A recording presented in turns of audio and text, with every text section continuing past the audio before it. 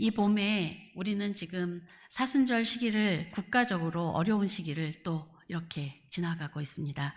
다 함께 나라를 위해서 그리고 공동체 회복을 위해서 그 공동체의 평안과 나라의 평안을 위해서 함께 기도해야 될 시기인 것 같습니다. 이런 귀중한 시기에 또 우리가 오늘 하나님의 말씀, 예수님께서 하신 말씀을 함께 살펴보고자 합니다. 오늘 12장에게 13장의 말씀은 12장까지 예수님의 사역과 이렇게 연결되어 있으면서 하나님 나라에 대한 가르침에 대한 구체적으로 들어가는 그런 본문이기도 합니다. 다시 말하면 예수님께서 이제 가르침의 전환점을 맞이하시는 13장부터는 하나님 나라가 오고 있다. 이 도래하는 하나님에 대해 나라가 오고 있는데 여기에서 우리가 어떻게 우선순위를 갖고 살아야 하는지, 그리고 하나님 나라에 대한 관점을 어떻게 더 구체적으로 가져야 하는지를 가르쳐주고 계시는 그런 본문입니다.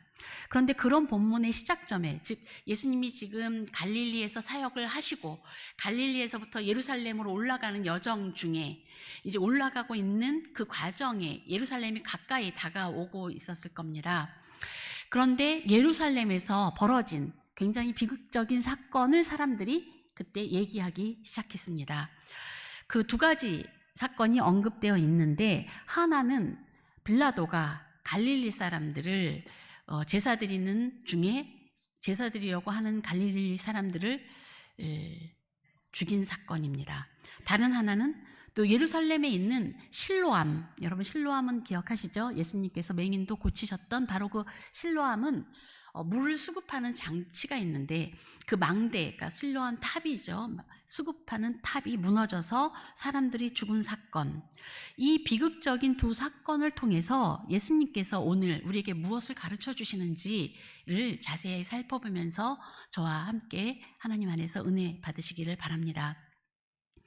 이 첫 번째 사건은 이 갈릴리 지역 사람들이 희생제사를 드리다가 빌라도에게 살해를 당했는데 이 내용이 구체적으로 무엇인지는 역사적으로 확인이 되지는 않습니다. 그래서 이 사건에 대한 자료를 아무리 뒤져봐도 구체적인 내용은 나오지 않습니다. 다만 이 지금 갈릴리 사람들이 죽었는데 빌라도가 죽였단 말이죠. 근데 여러분이 혹시 설교를 좀 들으셨으면 갈릴리 지역은 누가 다스리는 지역이었죠? 그걸 기억하면, 그쵸? 갈릴리 지역은 헤롯이라는 사람이 다스리고 있는 지역이었습니다. 예, 헤롯이 갈릴리를 다스리는 분봉왕이었는데, 근데 갈릴리 사람을 누가 죽였다고요? 빌라도가 죽였습니다. 이건 어떤 사건이 됩니까? 정치적인 사건이 되고 있습니다. 예, 그러니까 다스리는 지역민이 아닌 다른 사람들이 예루살렘, 지금 자신이 다스리는 지역에 와서 성전에 와서 예배드리다가 죽인 당한 사건으로 보고 있습니다.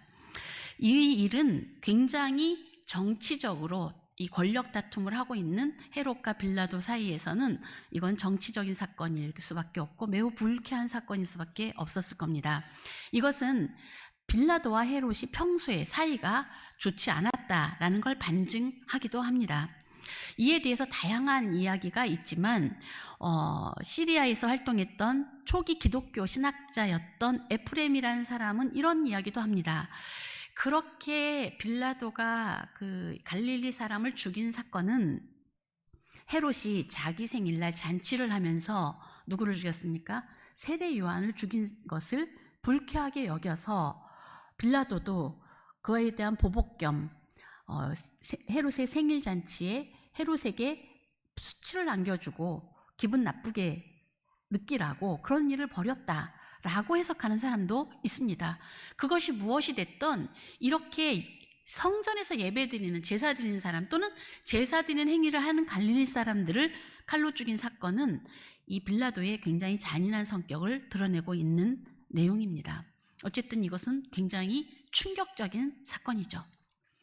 하나님의 성전에 예배를 드리고 있는데 지금 그 나라를, 그 지역을 다스리는 사람이 이들을 칼로 죽인 사건입니다. 그리고 또한 예루살렘 지역에 있는 실로암 망대, 요즘 말로 하면 아까 제가 말씀드린 것처럼 물을 공급하는 시스템의 일부였는데 무슨 이유인지 모르지만 당시에 그것을 공사 중에 있었다고 합니다.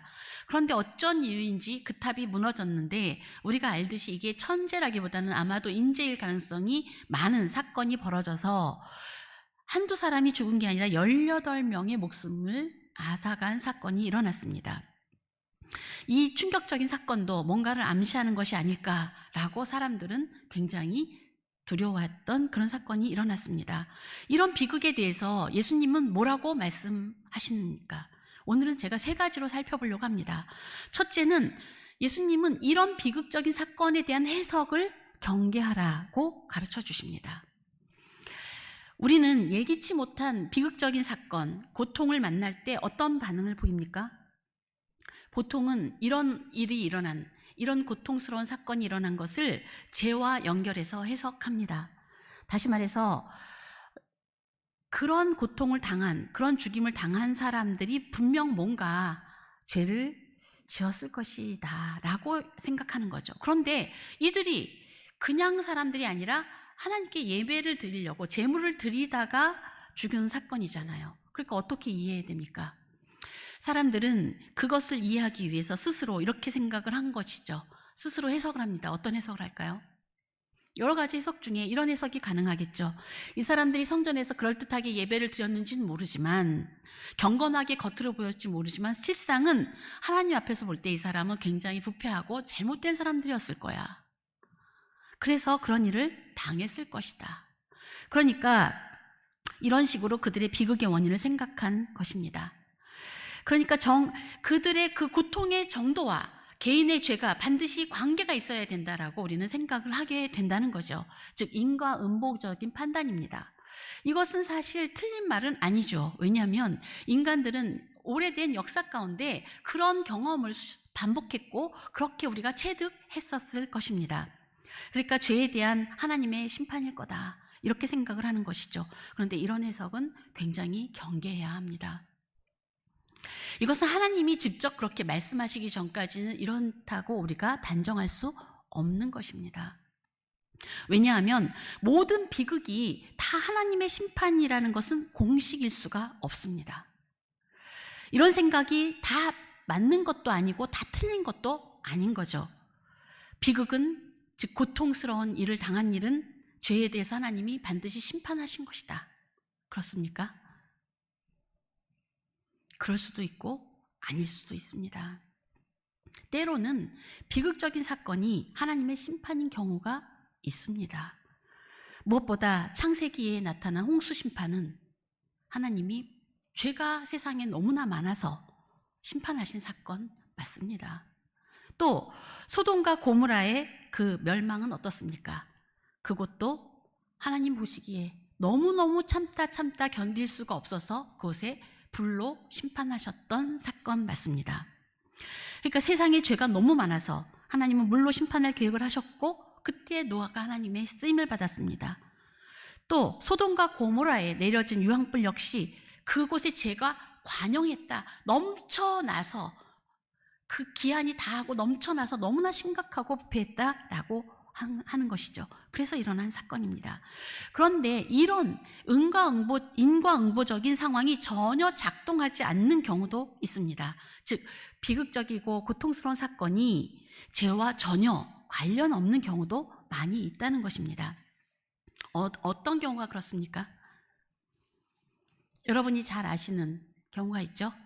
구약 성경의 욥의 경우가 대표적으로 그렇습니다. 욥은 오히려 죄가 있는 것이 아니라 동방의 의인이었습니다. 하나님을 너무 잘 믿어서 하나님께서는 사단에게도 마귀한테도 자랑을 하셨습니다. 그러자 마귀가 하나님께 시험할 권한을 받아서 그의 재산과 가족과 건강을 완전히 몰수해 갔습니다. 목숨만 부지시켜 놓고 모든 것을 다 빼앗아 갔습니다. 그러자 결국 세 친구들은 그런 고통당한 욥을 위로하고 싶어 찾아갔지만 그들 또한 왜 이런 사건이 일어났는지를 도무지 알 수가 없어서 변론하고 변론하다 결국은 욥에게 또한 더한 괴로움을 주는 상황으로 변질하고 맙니다.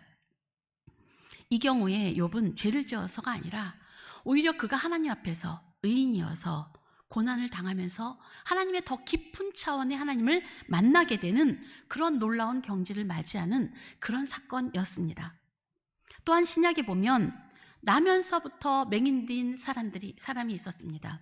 요한복음 9장에 나오는 그 사람에 대해서 분명히 저 사람이 맹인이 된 게 누구 탓일까? 왜냐하면 이게 중간에 맹인이 된 게 아니라 태어나면서부터 맹인이니까 제자들이 참 궁금했어요. 그래서 예수님께 물어봅니다. 주님, 저 사람은 도대체 왜 맹인이 됐을까요?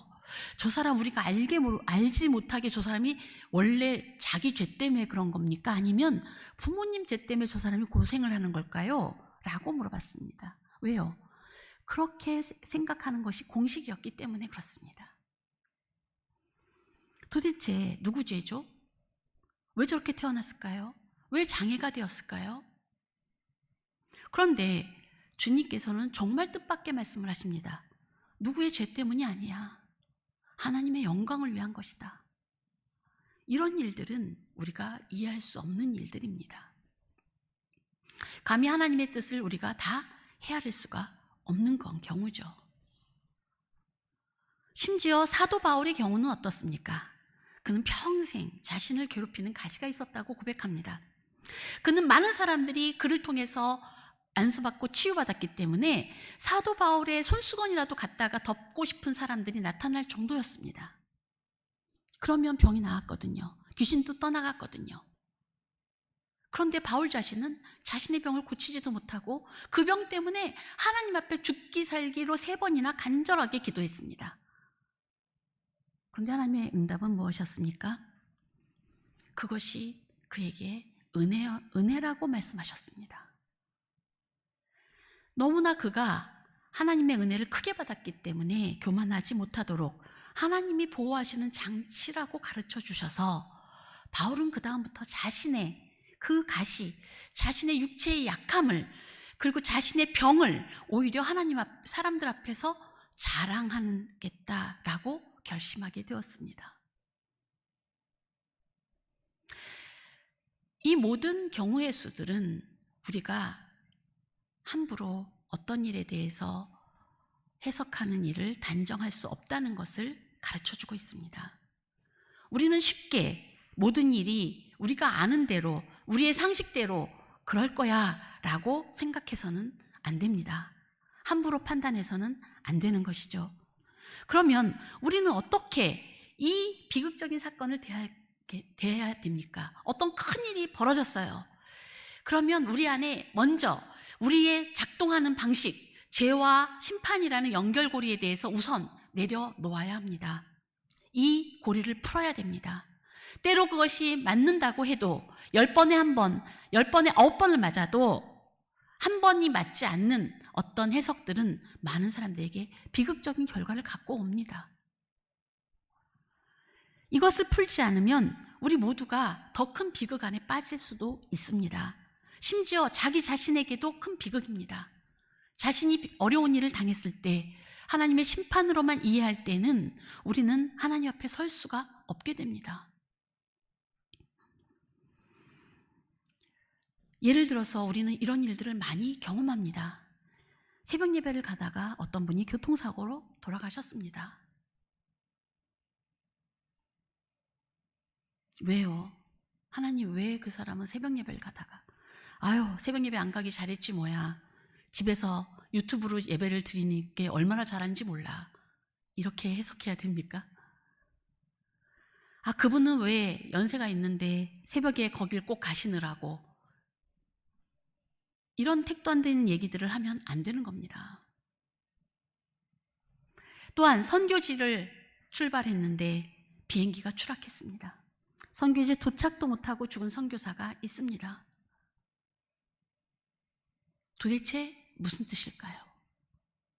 하나님은 왜? 그 선교사님은 선교지에 가서 선교할 능력이 없었을 거야. 이게 맞는 말입니까?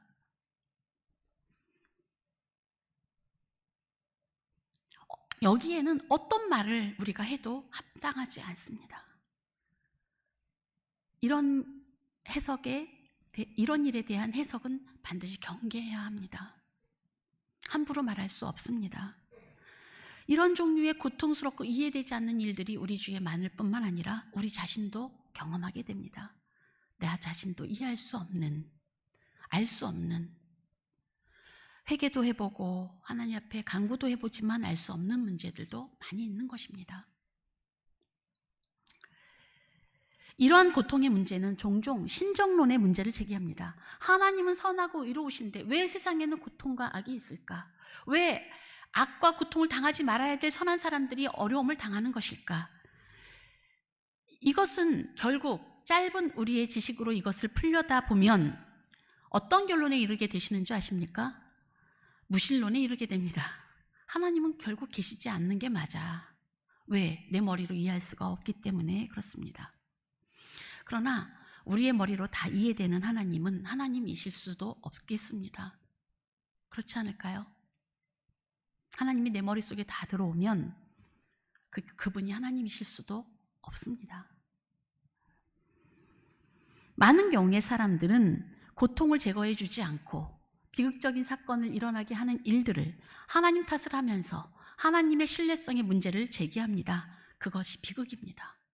왜? 우리의 해석이 한계가 있기 때문에, 우리의 해석이 하나님 보시기에 합당하지 않은 해석들로 가득 차 있기 때문에 그렇습니다. 여러분, 기독교 대학교로 유명한 어떤 한 대학교가 그 설립 초기에 굉장히 안타까운 사건을 겪었습니다. 지금으로부터 약 30년 전의 일인데 1997년에 일어났던 일입니다. 당시에 그 학교에 2명의 학생이 대학교 1학년 때 여름방학에 선교지 봉사활동을 떠났습니다. 남태평양의 섬 피지에 선교활동을 떠났는데 현지에서 열심히 선교사님들을 도와주고 현지에 있는 그 학교를 세워주고 하는 봉사활동을 열심히 하던 중에 파도에 휩쓸려 이 2명만 안타깝게 목숨을 잃는 사건이 생겼습니다. 이를 계기로 학교가 발칵 뒤집혔고 교회도 발칵 뒤집혔습니다. 그 학교를 강력하게 지원했던 그 교회는 우리가 내노라 하는 우리나라의 큰 교회였습니다. 어떻게 이것을 이해해야 합니까? 대학교 1학년, 정말 착하디 착하고 하나님 앞에 헌신한 그 2 대학생 청년, 20살 청년들이 피지에 가서 그렇게 봉사활동을 하다가 파도가 왔는데 다른 사람은 다 괜찮은데 이 2명만 그 파도에 휩쓸려서 목숨을 잃은 것입니다.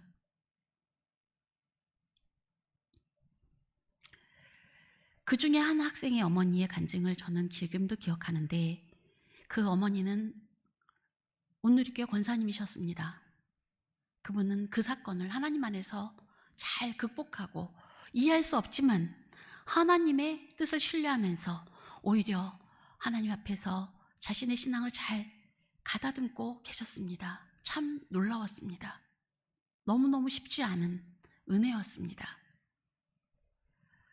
그분은 그 사건을 통해서 너무 가슴 아프고 힘들지만 하나님의 살아계심과 일하심을 경험하면서 하나님을 원망하지 않았고 하나님에 대한 믿음을 지켰습니다. 그렇지만 아들이 떠나서 볼 수 없는 그 슬픔은 도저히 감당할 수가 없었습니다. 이 어머니는 너무 슬퍼서 아들 생각이 나서 하나님 앞에 눈물이 나기 시작하면 갑자기 순간적으로 잠이 든다고 했습니다. 몇 번을 그렇게 아들 생각이 나서 울기 시작하는데 울다가 잠이 든다는 거예요. 그렇게 잠을 자고 깨고 나면 내가 언제 잤지라고 하는 걸 모를 정도로 그렇게 잠이 깊이 들어버린다는 겁니다. 나중에 몇 년 지난 뒤에 한 간증이었는데 그분이 그런 얘기를 합니다. 아마도 하나님이 자기가 우는 모습이 너무 마음이 아프셔서 자기를 그냥 잠들게 해주셨나 보다, 이렇게. 그래서 하나님의 가슴 아파하는 마음이 자기한테 너무 깊이 전달되었다는 것이죠. 너무 깊이 하나님의 마음도 아프시구나 라고 알았다고 합니다. 아마 그러셨을 겁니다.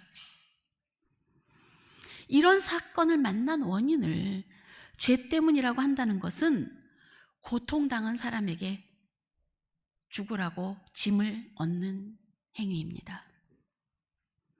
그래서 때로 고통당하는 사람들은 사건 그 자체보다 그에 대한 죄책감이 더 큰 법입니다.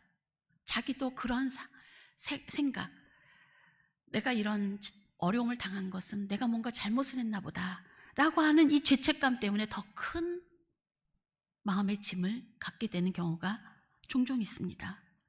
사람들의 눈초리와 많은 사람들의 질문을 견딜 수 없어 합니다. 그렇겠죠. 그래서 우리가 다른 사람의 고통을 보면서 쉽게 판단하는 태도는 반드시 경계해야 됩니다. 그것은 자기 자신에게도 마찬가지입니다. 내가 왜 이런 고통을 계속 당하는가? 내가 뭐 잘못해서 그런 거 아닐까? 이런 괴로움에서 벗어나시기 바랍니다. 그럴지라도 주님 앞에 서 계신다면 그것이 고통으로 끝날 일이 아니기 때문에 그렇습니다. 그리고 예수님께서는 오늘 이런 생각을 명확하게 부정합니다. 아니다. 그것이 아니다. 너희들이 생각하고 짐작하는 일이 그 해석이 맞지 않다라고 말씀하십니다. 그들이, 그 갈릴리 사람들이 다른 모든 사람보다 더 죄가 있어 이런 일을 당한다고 생각하느냐? 아니라 내가 너희한테 이르노니 만일 너희도 회개하지 아니하면 망할 것이다 라고 말씀하십니다. 비극적 사건은 개인의 죄와 꼭 연결된다는, 그래서 하나님의 심판과 연결된다는 이 생각의 고리를 일단 내려놓아야 합니다. 그러면 예수님은 이러한 비극에 대해서 우리에게 뭘 가르쳐 주기를 원하셨을까요? 실로암 망대에서 죽은 사람들을 언급하시면서 예수님은 우리에게 뭘 가르쳐 주십니까? 이들이 그럼 죄에 대한 벌을 받은 것이냐? 그럼 너희는 죄 없어서 그런 일을 안 당한 거니? 어떻습니까? 우리는 죄가 없어서 그런 사건, 사고를 안 당한 건가요? 9.11 테러가 있을 때, 또 수많은 비극이 있을 때, 뭐 그런 건물이 붕괴돼서 수많은 사람이 수천 명씩 죽을 때에는 죽지 않은 살아남은 사람들의 그 감사와 간증들이 넘쳐납니다. 그러나 그 죽지 않고 살아남은 사람들은 과연 예수님의 말씀으로 의하면 더 죄를 덜 지어서 살아남은 걸까요? 주님은 단호하게 아니다라고 말씀하십니다. 비극은 우리 모두에게 회개를 요청한다는 것이 주님의 가르침입니다.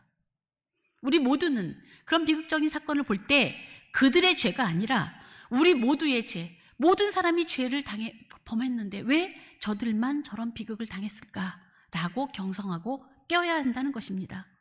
그래서 주님은 경고하십니다. 만일 너희도 회개하지 아니하면 이와 같이 망하리라.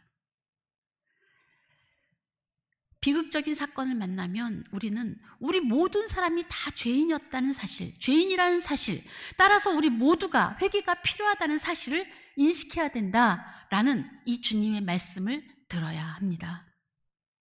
우리 모두에게 고통을 주는 비극적인 사건은 우리에게 회개를 요청하는 것입니다. 고통과 죄의 문제에 있어서 우리가 가져야 될 진짜 질문은 이것입니다. 왜 저 사람들이 죽었을까? 저들은 무슨 죄를 지었을까가 아니라 왜 나는 갈릴리 순례자들과 같이 죽임을 당하지 않고 살아있는가? 나는 실로암 망대가 무너질 때 왜 죽지 않고 살았을까? 왜 하나님은 우리를 용서해 주시고 또 기다려 주시는가? 왜 하나님은 나를 구원해 주셨을까라고 질문해야 맞다고 한 신학자는 말했습니다. 왜 우리는 아직 살아있는 걸까요? 왜 우리는 사건, 사고에서 아직 멀쩡할까요? 왜 수많은 고통 속에서 하나님은 우리를 남겨주셨을까요? 우리만 특별히 사랑해서 그러십니까? 그들은 죽은 사람들은 하나님이 특별히 사랑 안 하셨습니까? 아닙니다. 만약 죄를 지은 순서대로 고통을 받고 죽임을 당해야 한다면 지금 멀쩡하게 살아남은 우리들은 다 죄가 없어서 그런 것입니까? 절대 그렇지 않을 것입니다. 이 사건은 예수님께서 간음당한 여인에게 했던 시선과 같은 내용입니다. 많은 사람들은 예수님을 시험하기 위해서 잔인하게도 간음한 현장에 있는 여인을 그 자체로 동네 광장으로 끌고 나옵니다. 그래서 그 사람에게 수치를 주고 죽음보다 더한 고통을 가합니다. 그리고 그 사람이 돌에 맞아 죽어야 한다는 사실을 언급하면서 예수님께 선택을 요구합니다. 당신은 어떻게 하겠습니까? 그러면서 그 여인에게는 죽음보다 더한 고통을 안겨줍니다. 그럴 때 주님께서 이렇게 말씀하십니다. 뭐라고 말씀하셨는지 다 기억하시죠? 뭐라고 하셨습니까? 너희 중에 죄 없는 자가 먼저 돌로 쳐라. 그래, 너네가 율법대로 한다면 돌로 쳐야지. 그러면 좋다. 죄 없는 사람부터 먼저 치자 한번. 돌로 그 여인을 칠 수 있는 단 한 유일한 사람은 주님밖에 없습니다. 그런데 주님은 그 여인을 돌로 치지 않으셨습니다. 그때 사람들은 자기가 든 돌이 그 여인이 아니라 먼저 자기 자신을 쳐야 한다는 사실을 그 순간 깨달았습니다. 이 돌이 저 여자에게 던져지기 전에 나부터 쳐야 하는구나. 모여든 사람들 중에 누가 먼저 돌을 놓았을까요? 성경에 나와 있습니다. 궁금하시죠? 찾아보시면 답이 나옵니다. 누가 먼저 돌을 놓았는지 요한은 기록하고 있습니다. 누가 먼저 돌을 놓았던 그 사람은 내가 죄 없지 않구나 라고 깨달은 사람일 것입니다. 로마서에는 이렇게 기록되어 있죠. 모든 사람이 죄를 범했다. 의인은 하나도 없으니 하나도 없으며 깨닫는 사람도 없고 하나님을 찾는 사람도 없고 다 곁길로 가서 한 가지로 무익한 자가 되고 선을 행하는 자는 없으니 하나도 없다라고 명시하고 있습니다. 예수님은 그래서 2번 동일한 경고를 반복하십니다. 만일 갈릴리 사람들의 경우를 얘기하시고 또 실로암 망대 얘기를 하시면서 만일 너희가도 회개하지 않으면 2번 말씀하시는데 처음 말씀하시는 회개는 돌이켜있는 회개를 말씀하시면 2번째 말씀하시는 건 지속적으로 회개의 삶을 사는 단어로 말씀하십니다. 같은 단어지만 내용의 뜻이 다를 수밖에 없는 단어로 말씀하십니다. 그러니까 회개가 단순히 이례적인 사건만이 아니라 지속적으로 삶의 방향을 전환하는 것이라는 것을 주님은 가르쳐주고 있습니다. 이거는 회개는 단순히 내가 잘못했다라고 하는 감정적인 깨달음만이 아니라 또는 통회함만이 아니라 실제적으로 우리 삶의 방향을 바꾸는 결단과 지속적인 그런 실천이 필요하다라고 하는 말씀을 가르쳐주고 있는 것입니다. 그렇습니다. 진정한 회개는 그냥 잘못했구나 라고 하는 감정적 반응이 아니라 일시적인 느낌이 아니고 하나님을 향해서 근본적인 삶의 방향을 바꾸는 것이 본래 회개의 의미입니다. 하나님 없이 살아갔던 삶에서 하나님을 향해 살아가는 것이 근본적인 회개라면 모든 삶의 부분에 있어서 하나님을 인정하지 않았던 삶을 내려놓고 하나님께로 돌이키는 것, 모든 삶의 영역에서 근심과 걱정과 절망으로 살았던 것들에서 하나님의 관점으로 돌이키는 것, 이 모든 것들 하나하나가 다 하나님을 향해 돌아서는, 하나님 나라를 향해 돌아서는 방향식입니다. 하나님 나라를 살아가는 사람들에게는 하나님의 나라에서 굉장히 중요한 이 고통에 대한 문제, 비극에 대한 문제, 어떤 큰 사건에 대한 문제를 해석하는 법을 제대로 배워야 하는 것입니다. 이것이 주님이 우리에게 오늘 가르쳐 주시는 굉장히 중요한 교훈입니다. 예수님께서 펼치신 하나님 나라는 의와 평강과 화평의 나라입니다. 하나님이 다스리시는, 진리로 다스리시는 나라입니다. 이 나라는 세상 나라와 근본적인 차이를 갖는 다른 나라입니다. 따라서 이 나라에 사는 사람들은 고통에 대하여, 비극적인 사건에 대하여 다른 해석, 하나님이 원하시는 관점을 가져야만 합니다. 그것이 근본적인 인과응보적인 관점이 아니고 어떤 사건을 만날 때에 하나님이 원하시는 방향, 모든 사건을 통해서 우리 자신을 돌아보고 하나님 앞에 나아가고 하나님 나라를 향해서 돌이키는 바로 이러한 태도를 갖기를 주님은 촉구하시는 것입니다. 너희가 다른 사람들을 정죄하고 그들의 죄를 헤아리는데 시간을 쓰지 마라. 그런 일에 너희의 마음을 두지 마라. 그런 잘못된 해석 때문에 고통당하게 하고 고통당하지 말아라 라고 분명하게 가르쳐주고 계신 것입니다. 그런 일이 일어나면 이해할 수 없는, 우리가 알 수 없는 그런 큰 고통의 사건들이 일어날 때 우리는 그때 돌이키고 회개해라. 하나님이 너희를 용서하실 것이고 용서의 기회를 주시는 것이다 라는 것입니다. 우리가 이 자리에 이렇게 좋은 봄날, 정말 주님이 주신 건강을 가지고 힘들지만 또 예배드릴 수 있는 이런 기회를 얻어서 함께 예배드리고 있습니다. 주님을 찬양하고 있습니다. 하나님이 우리에게 기회를 주시고 우리를 용서해 주시고 인내하시면서 우리가 하나님 나라에 합당한 자로 온전하게 돌이키기를 계속 사랑으로 참아주시고 인내해 주시는 주님의 마음이신 것입니다. 우리가 왜 지금까지 이렇게 주의 보호하심을 받고 살고 있을까요? 우리가 그토록 어려움을 당하고 또 힘든 일을 당했어도 하나님의 은혜로 이렇게 지금 이 자리에 앉아서 생명을 갖고 하나님을 찬양할 수 있을까요? 하나님 나라를 향해서 하나님이 설 수 있도록 우리에게 기회를 주시고 사랑하시고 회개할 수 있도록 도와주시기 때문입니다. 날마다 그 은혜를 베푸시기 때문입니다. 여러분, 그런데 이 회개를 주님이 촉구하셨는데 회개가 우리 마음대로 되지가 않아요. 그렇지 않습니까? 네, 회개하라. 그러면 뭘 회개할까? 내가 어저께 누구한테 잘못 마음을 아프게 했나? 우리는 이런 생각들을 하게 되지만 실제로 회개는 하나님의 진리에 반응하는 것입니다. 하나님의 말씀에 순종하고 받아들이는 것, 그것이 기본적인 것입니다. 그래서 회개에는 신적인 요소와 인간적인 요소가 함께 작동해야 합니다.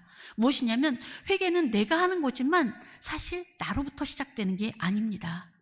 회개는 하나님의 진리의 빛이 들어와야만 옳지 않은 것을 알게 되고 깨닫게 되고 자각하게 되어서 돌이키는 것이죠. 그러니까 먼저 은혜를 받아야 합니다. 하나님의 진리의 말씀이 우리에게 부어져야 합니다. 하나님의 은혜가 우리 마음에 부어져야만 우리는 하나님 앞에 돌이킬 수가 있는 것입니다. 그러니까 주님이 회개를 요청하시는 것은 우리에게 하나님이 그런 은혜를 베풀고 계시다는 뜻입니다. 하나님의 진리의 말씀이, 진리의 빛이 너희에게 비춰지고 있으니 회개하라는 뜻입니다. 예수님이 회개하라, 하나님 나라가 가까웠다라고 선포하셨습니다. 왜? 예수께서 은혜와 진리 자체이신 주님이 지금 이 땅에 오셔서 계시기 때문에, 빛이 세상에 왔기 때문에, 하나님의 크신 사랑을 예수 그리스도로 인해서 부어주셨기 때문에 회개하라고 말씀하신 것입니다. 우리는 스스로 돌이킬 수가 없는 것이죠. 아까 로마서에서 말한 것처럼 하나님을 아는 자도 없고 영화롭게 하는 자도 없고 깨닫는 자도 없다라고 선포했습니다. 하나님이 도와주지 않으시면 누구도 회개할 수도 없는 것이 우리의 현실인 것입니다. 회개도 하나님의 크신 은혜이죠. 사실 하나님의 은혜의 본질은 우리가 회개로 응답하는 것입니다. 그래서 은혜 받은 자는 반드시 돌이키게 돼 있고 새로워지게 돼 있고 삶을 바꾸게 되어 있습니다. 회개하게 되어 있다는 말입니다. 마치 하나님은 크신 은혜를 우리에게 부어주시고 물 붓듯이 부어주시는데 태양빛이 모든 사람에게 차별 없이 비치는 것과 같다고 주님은 설명해 주셨습니다. 그렇지 않습니까? 태양빛이 사람을 가리지 않고 누구에게나 골고루 비춰주듯이 하나님 우리에게 크시고 풍성한 은혜를, 예수 그리스도를 통해서 너무 놀라운 은혜를 우리에게 부어주셨고 생명을 구원해 주셨고 지금도 진리의 말씀을 부어주고 계시고 우리에게 기회를 주고 계십니다. 어떻게 해요? 오늘 주님이 말씀하신 것처럼 무화과 나무에게를 열매가 없지만 참아주고 1년 더 참아주십시오. 제가 한 번 더 걸음을 주고 살려보겠습니다. 그러면 열매가 열리지 않겠습니까? 라고 기대어를 가지고 우리를 사랑해 주시면서 용서해 주시는 확신을 주시면서 우리를 참아주고 계시는 하나님의 사랑이 있습니다. 그 사랑 안에서 우리가 하나님께 돌이키고 회개할 수 있도록 도와주십니다. 그래서 하나님이 인내해 주시는데 인내하시지만 회개는 지금 해야 하는 것입니다. 1년을 하나님 주님이 기다려주신다라고 하면 1년 뒤에 저 뒤에 12개월째에 회개할 수 있는 것이 아닙니다. 지금 회개를 하라고 말씀하시는 것입니다. 하나님의 인내를 보여주는 이 비유의 말씀은 주님이 이 땅에 오셔서 지금 그들에게 함께 하시면서 회개를 요청하시는 그것과 동일한 말씀입니다.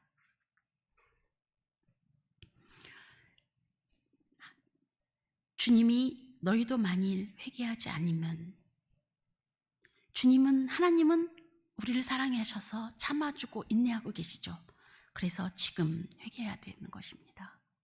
회개는 우리 개인의 어떤 죄를 지적한다기보다는 하나님 나라에 합당하지 않았던 그 모든 것들을 내려놓고 하나님 나라를 향해 돌이키는 것. 예수 그리스도가 그 이스라엘 백성들에게 공동체 전체가, 너네가 전체가 회개를 해야 한다라고 공동체적인 회개를 요구하셨던 그 요청에 응답하는 것과 같은 것을 말합니다. 이사야서는 이렇게 말씀하십니다. 너희는 여호와를 만날 만한 때에 찾으라. 가까이 계실 때 그를 부르라. 악인은 그의 길을, 불의한 자는 그의 생각을 버리고 여호와께 돌아오라. 그리하면 그가 긍휼히 여기시리라. 우리 하나님께로 돌아오라. 그가 너그럽게 용서하시리라. 아멘. 주님의 회개 요청은 구체적으로 공동체 전체가 하나님 앞으로 돌이켜서 하나님 나라를 향해서 돌아서라고 가르쳐주고 계십니다. 왜 그렇게 간곡하게 말씀하실까요?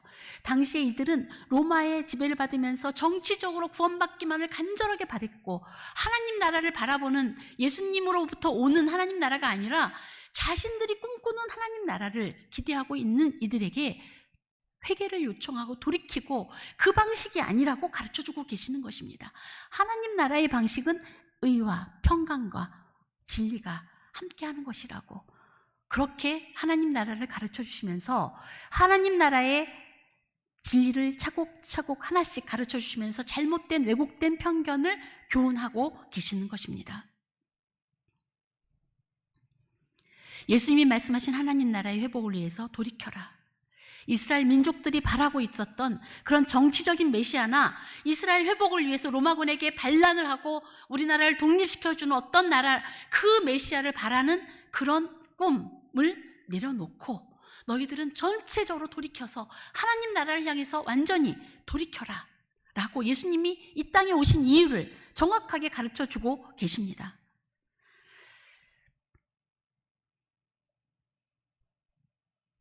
그렇다면 우리가 회개하면 진정한 이스라엘로 회복되고 하나님 백성으로서의 정체성을 온전히 갖고 살아가는 그러한 회개가 일어나야 되는 것입니다.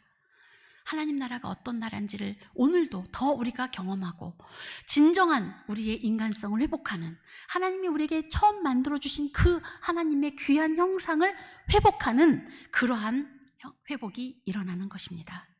하나님의 사랑과 용서라는 더 높고 더 귀한 나라를 바라보며 그 나라를 누리는 사람으로서 온전해져 가는 우리 공동체 되기를 축복합니다. 지금 우리는 어려운 시기를 살아가고 있습니다. 세계사적으로, 문명사적으로 전환기에 있습니다. 이때 우리 민족이, 우리 공동체는 주님의 말씀을 귀 기울입시다. 곳곳에서 벌어지는 비극과 고통의 소식에서 우리가 회개를 촉구받읍시다. 지금도 인내하시고 기회를 주시고 용서하기를 원하시는 하나님의 사랑과 자비를 힘입어 하나님 앞에 나아가도록 합시다. 우리 이 시간 함께 기도하겠습니다. 하나님, 그렇습니다. 주님은 오늘도 우리에게 말씀하십니다. 너희가 만일 회개하지 아니하면 이와 같이 망하리라. 그러나 주님은 자비하시고 사랑이 많으셔서 오늘 이 순간도 우리를 참고 인내해 주시면서 하나님께로 돌아오라고 요청하십니다. 하나님, 우리 공동체와 우리 민족과 세계 모든 민족이 하나님 앞에 새로워지고 돌아서는 일들이 일어날 수 있도록 축복하여 주시옵소서. 하나님 나라의 정체성을 회복하게 하시고 하나님 나라의 백성으로서 온전할 수 있도록 은혜 베풀어 주시옵소서. 우리가 바라는 나라가 하나님 나라임을 분명하게 깨달아 알 수 있도록 도와주시옵소서. 우리를 새롭게 하시고 사랑하시며 회복시키시는 예수님의 이름으로 기도드립니다. 아멘.